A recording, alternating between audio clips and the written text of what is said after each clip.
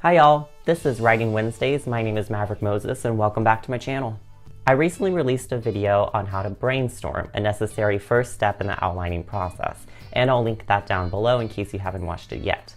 I promised you that I would be creating an Outlining 101 series going in depth of all the different steps that it takes to create an outline for your book, and this is going to be part 2 of that Outlining 101 series.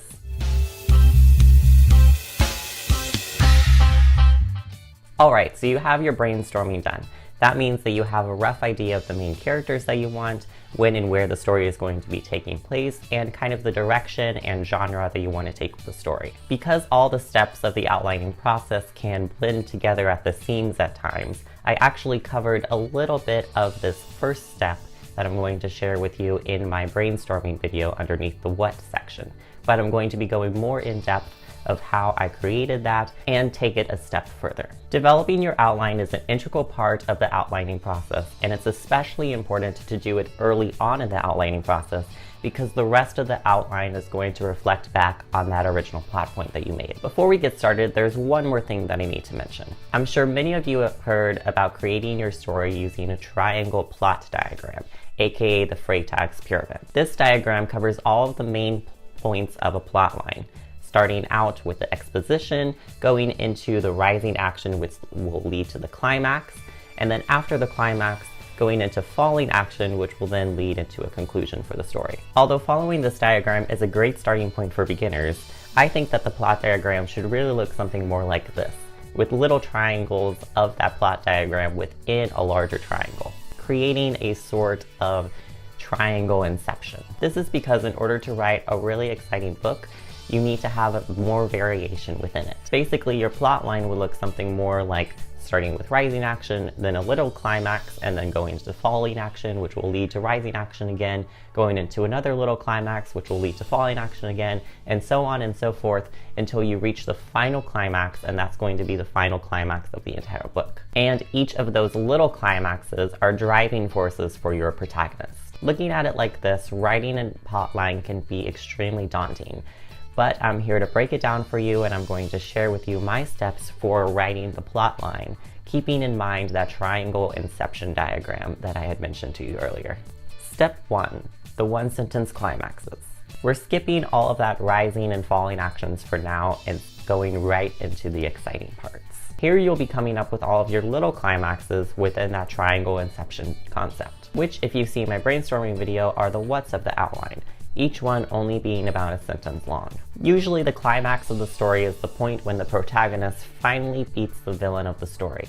But your little climaxes won't always be that positive. You can definitely throw in some little victories for the hero, but for the most part, you want these climaxes to be negative points for the protagonist, because an easy battle to win is boring to read. These climaxes should drive the protagonist forward and motivate them to continue on in their quest for victory against the villain despite all of the hardships that they go through. You can create a motivation of revenge by killing the hero's best friend, or incite fear into their hearts by destroying their hometown, or maybe make the heroes doubt themselves because they come out of a battle broken and bloody. These are the scenes that drive the plotline forward, because anger, doubt, and death are much stronger motivations than happiness, pride, and survival. Step 2. The little rises. Now that we have all of our little climaxes, we're going to start to develop all of the smaller rising action points to those little climaxes. These are comprised of the dialogue and setting descriptors that will ultimately lead into those climactic scenes.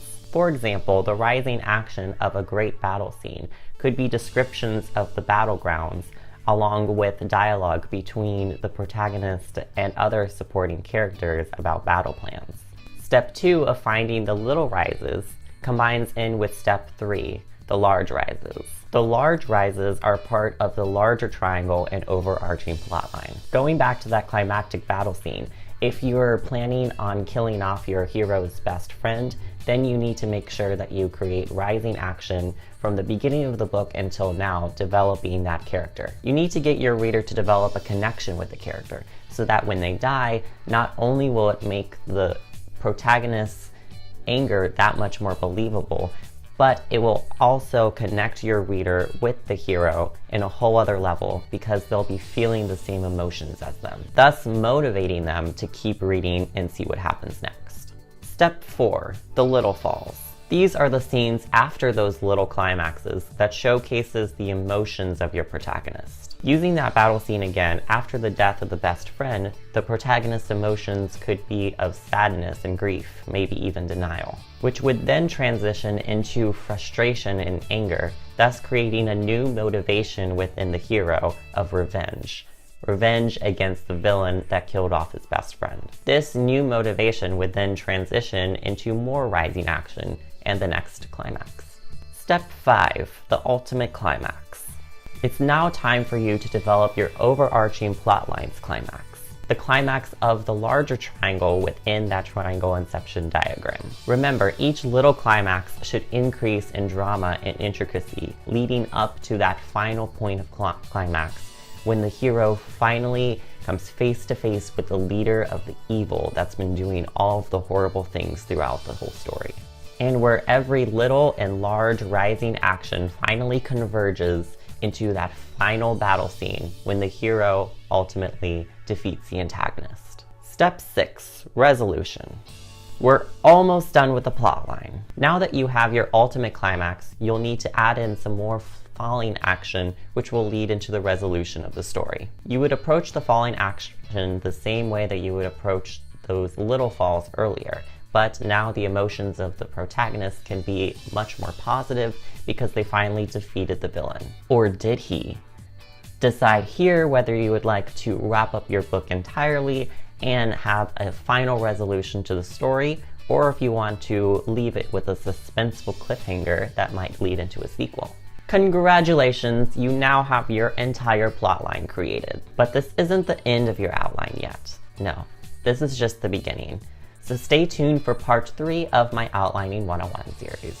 Thank you so much for watching. If you like this video, make sure you give it a thumbs up. And if you want more Writing Wednesdays every week, make sure you hit that subscribe button. Be sure to follow me on Instagram for behind the pages insight into my life and work, as well as sneak peeks of future videos. See you next week. Bye, y'all.